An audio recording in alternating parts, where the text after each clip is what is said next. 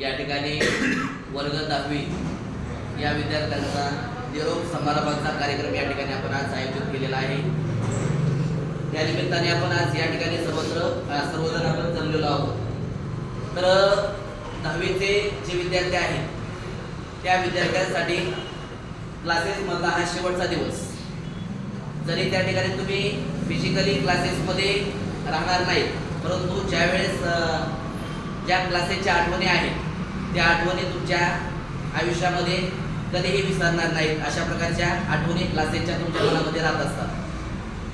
आता या ठिकाणी आपण 2018 या साली आपल्या क्लासेसची स्थापना झालेली आहे। तर ही जी 10वीची बॅच आहे तर ही 9वी बॅच आहे, म्हणजे 8 बॅच जे आहेत आपण त्या ठिकाणी यशस्वीपणे पूर्ण केलेल्या आहेत। आणि ही ह्या वर्षीची बॅच आहे तर ही 9वी बॅच आहे। तर आपल्या क्लासेसचा रिझल्ट जो आहे तर 2023 ला 100% गुण घेणारा विद्यार्थी आपल्या क्लासेसमधून आलेला आहे। त्याचबरोबर 98% असणार असेल किंवा 99 असेल तर आपल्या क्लासेसची जी काही यशस्वी परंपरा आहे तर ती 2018 पासून कायम पुढे आलेली आहे। आता क्लासेसमध्ये आपण 10वीचे जे समजा वर्ग आहे तर या 10वीच्या मुलांना आपण पहिल्या दिवसापासून तर शेवटच्या दिवसापासून एकदम मनापासून त्या ठिकाणी शिकवण्याचं कार्य सर्वच त्या ठिकाणी जे काही शिक्षक वर्ग असेल आपल्याकडं निलम सर असतील किंवा बडगे सर असतील किंवा बडगे सर असतील किंवा मी असेल तर आम्ही सर्वांनी मनापासून अध्यापनाचं कार्य त्या ठिकाणी केलेलं आहे। आणि विद्यार्थी मित्रांनो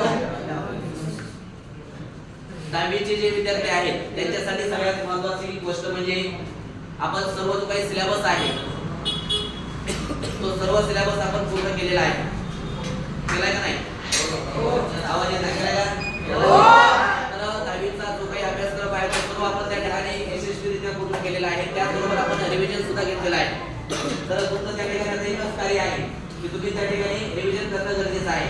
एकदा शिकवलं झालं, आता लक्ष द्या, धडा शिकवण्यासाठी आपल्याला 15-20 दिवस लागतात, पण रिव्हिजन करण्यासाठी फक्त आपल्याला 1 तास लागला पाहिजे। तर अशा स्ट्रॅटेजीने आपण त्या ठिकाणी अभ्यास करायचा आहे। त्यामुळे revision is the must. Revision त्या ठिकाणी खूप महत्त्वाचं आहे। आणि सगळ्यात महत्त्वाचं त्या ठिकाणी तुम्हाला मी सुरुवातीपासून सांगत आलेलो आहे की त्या ठिकाणी आता जी कॉपी आहे ती चालणार बिलकुल नाही, कारण त्या ठिकाणी तुम्हाला चीटिंग बिलकुल करता येणार नाही। कारण प्रत्येक वर्गामध्ये सीसीटीव्ही कॅमेरे लावलेले आहेत, हे तुम्हाला मी वारंवार सांगितलेलं आहे। पण तुम्ही त्या ठिकाणी गांभीर्यपूर्वक त्या ठिकाणी विचार करता येईल गरजेचं आहे। त्यामुळं प्रत्येक वर्गामध्ये तुम्हाला एकही चिठ्ठी, एकही त्या ठिकाणी कॉपी किंवा एकही प्रश्नाचं तुम्हाला बघून देता येणार नाही। आणि हे जर त्या ठिकाणी तुमचा वॉच आहे, लक्ष द्या, हे डायरेक्ट जे आहे ते कलेक्टर डायरेक्ट त्याच्या कंट्रोल मध्ये आहे। डायरेक्ट कलेक्टर जो आहे जिल्हाधिकारी त्याच्या कंट्रोल मध्ये आहे, तो डायरेक्ट त्या ठिकाणी तिथून सगळं बघणार आहे। त्याच्यामुळे तुम्हाला एकही मार्काचं बघून देता येणार नाही। त्यामुळे तुम्हाला मी वारंवार सांगतोय अभ्यास करणं फार गरजेचं आहे।